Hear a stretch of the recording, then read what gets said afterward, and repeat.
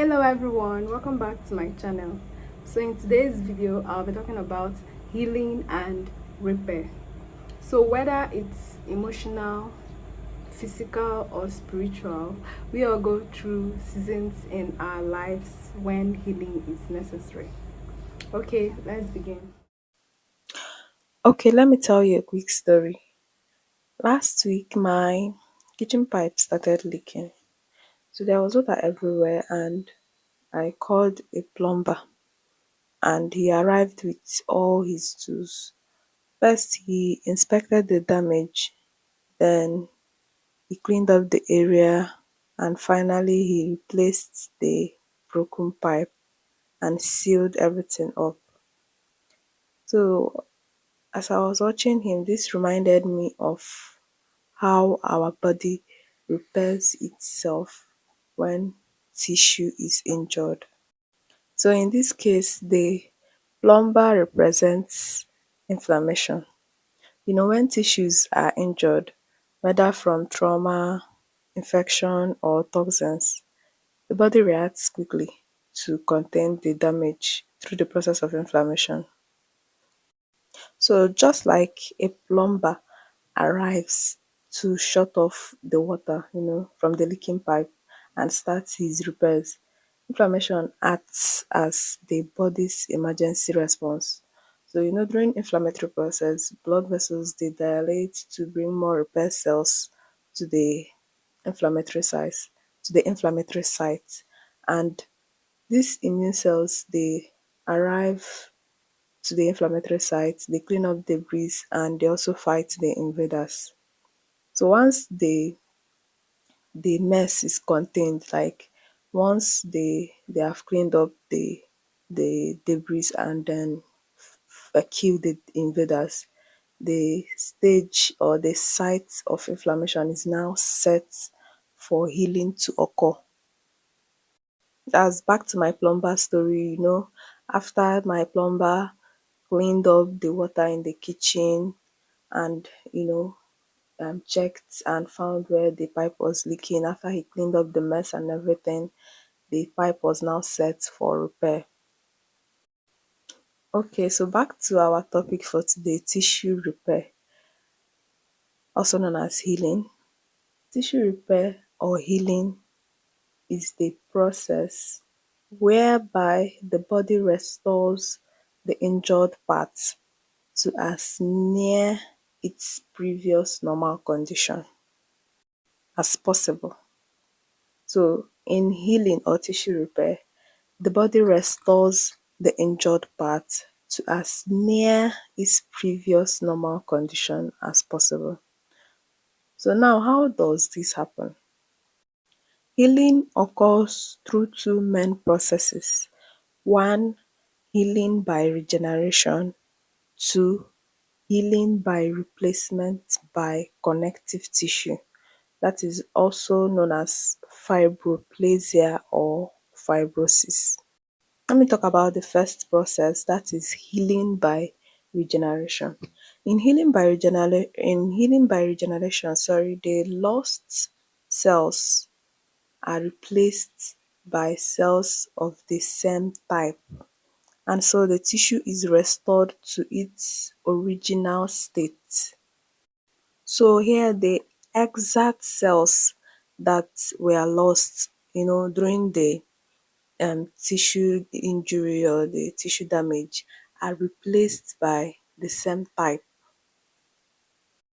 I don't know if this is a good example, but it's just like you patching your torn clothes with the same material, with the same exact material, so that when a person sees the clothes, they wouldn't know that this clothes was torn here and was replaced, and was tried to patch or fix. So that's just healing by regeneration.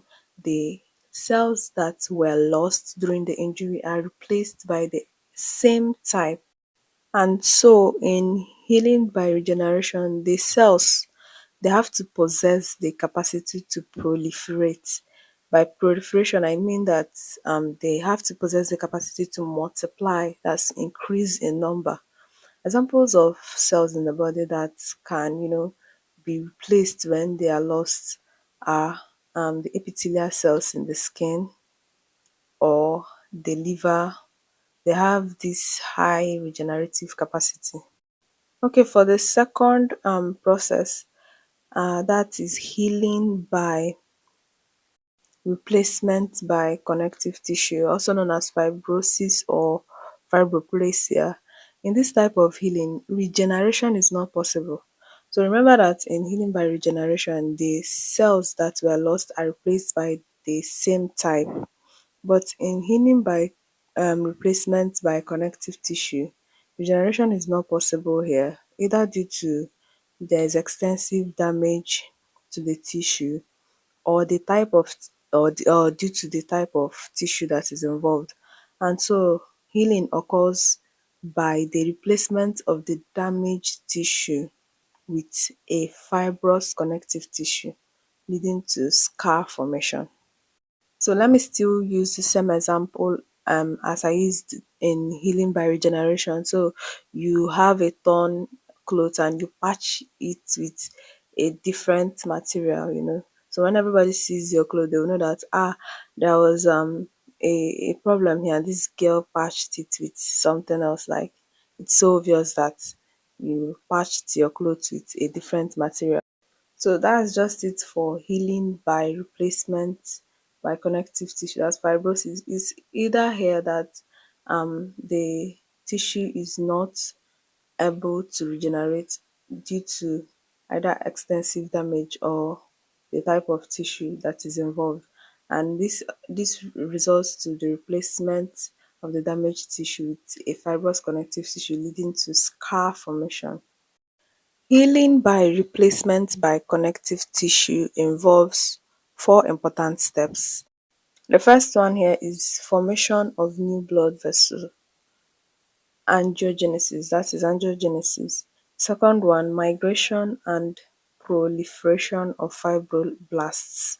As fibroblasts will multiply, that's proliferation, and migrate, as move out from where they were formed. And then the third one, deposition of extracellular matrix. And the fourth one, maturation and reorganization of the fibrous tissue, that is remodeling. Okay, now let me talk about the stages of tissue repair. Are you enjoying this video? If yes, please give this video a thumbs up so you can push it to more viewers. And also, if you've not subscribed to my channel yet, please go and subscribe so that you get more of these videos.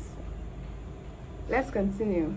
There are three main stages of tissue repair, and they are the first one, the inflammatory phase, the proliferative phase, and the remodeling or maturation phase. So let me talk about the inflammatory phase. The inflammatory phase, it starts from day 0 to 5 days, and during this phase, blood vessels they constrict as they become smaller, and a blood clot forms to stop bleeding. Platelets release growth factors. You know that platelets are blood cells. So platelets they release growth factors to recruit immune cells. And these immune cells, as the neutrophils and macrophages, they migrate to the site of injury to clear pathogens and cellular debris through phagocytosis. Macrophages they release cytokines and growth factors which initiate tissue repair. So this inflammatory phase is all about the immune cells like going to the site of the injury to clean it up and clear the mess, preparing the site for healing. So the second phase is the proliferative phase, and this phase usually starts from the fourth day and lasts to the 24th day, like 4 to 24 days. And in this phase, there is rebuilding of tissue by formation of new cells and structures. So that is in case of healing by regeneration. There's rebuilding of the tissue by forming new cells and structures that will replace the old damaged cells. And in case of healing by replacement by connective tissue, there is fibroblast activation, and these fibroblasts they migrate to the site and they produce collagen and extracellular matrix with formation of new blood vessels. Granulation tissue, which consists of fibroblasts, new capillaries, and inflammatory cells, is formed. So remember that I said that healing by replacement by connective tissue involves four important steps: angiogenesis, migration and proliferation of fibroblasts, deposition of extracellular matrix, maturation and reorganization of the fibrous tissues. So um uh, we have this tissue that is called the granulation tissue, which consists of these fibroblasts, the new capillaries formed, and some inflammatory cells. Epithelial cells also migrate across the wound bed to cover the surface. So in summary, the key events that occur in the proliferative phase are: we have the fibroblast activation, angiogenesis, that's formation of new blood vessel; granulation tissue formation, which consists of fibroblasts, new capillaries, and inflammatory cells; and then epithelialization, that is, the epithelial cells they migrate across the wound bed to cover the surface. So the next stage and the last stage that I'm talking about is the remodeling or the maturation phase. This one starts from 21 days and lasts for months. So this is the final stage where the wound strengthens and the tissue returns to its functional state. There is collagen remodeling, where type 3 collagen in the granulation tissue is replaced by stronger, more organized type 1 collagen. So there is also capillary regression, where the number of blood vessels decreases as the tissue matures. And lastly, there is scar formation. So in summary, the key events that happen during the remodeling phase is that the collagen, that's the type 3 collagen, is replaced by type 1 collagen, and then there's capillary regression and scar formation. Okay, that's it for the stages of wound healing. The first stage I talked about, the inflammatory phase. The major thing that happens here is that immune cells are recruited to the site of the inflammation and they clean up the debris, phagocytose the irritant and prepare the site for healing. The next stage is the proliferative phase, where there is formation of new cells to replace the lost damaged cells in case of healing by regeneration. And then in case of healing by replacement by connective tissue, there is fibroblast activation, angiogenesis, that's formation of new blood vessel; granulation tissue formation. And I said the granulation tissue consists of fibroblasts, new capillaries, and inflammatory cells. Then epithelialization is the last thing that occurs in the proliferative phase, where epithelial cells migrate across the wound bed to cover the surface. And the last stage I talked about, the remodeling phase, where you have the type 3 collagen replaced by the type 1 collagen, and then there is regression of capillaries and scar formation. Now let's look at the factors that influence tissue repair. What are the factors that can, delay or prevent tissues in the body from healing, like from returning to its normal functional state? Number one is age. Healing is slower in older animals when compared to younger animals. Healing is faster in younger animals. So healing is slower in older animals, due to the cells are also getting old. So they are no longer as functional and vibrant as they used to be. So healing is slower. The second factor is nutrition. Deficiency in some vitamins, especially vitamin C and minerals like zinc can impair healing. The third factor is infection. Infection delays healing process.